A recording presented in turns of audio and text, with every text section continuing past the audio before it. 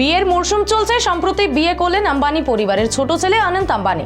তিনি বিয়ে করেছেন তার দীর্ঘদিনের প্রেমিকা রাধিকা মার্চেন্টকে। অন্যদিকে বাংলার বুকেও এক সেলিব্রিটির বিয়ে হয়ে গেল। বিয়ে করলেন অভিনেত্রী সোহিনী সরকার এবং গায়ক শোভন গঙ্গোপাধ্যায়।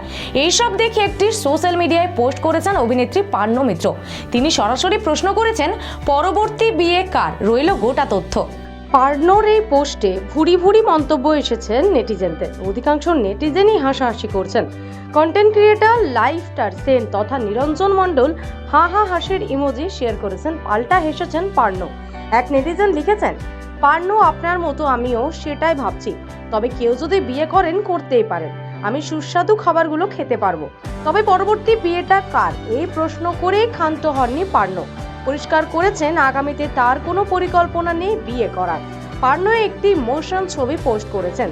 সেই ছবির গায়ে লেখা, খালি ভাবছি এরপর কে বিয়ে করছেন, আমার নয় আপনারও নয় আশা করি। তারপর সেই ছবিতে একটি জিভ কাটা স্মাইলি দিয়েছেন। ক্যাপশনে পার্নো লিখেছেন, বলো বলো টেল।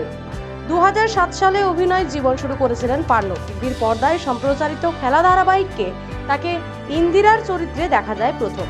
তিনি ছিলেন সিরিয়ালের নায়িকা। তারপর মোহনা সিরিয়ালেও মোহনার চরিত্রে অভিনয় করেছিলেন তিনি।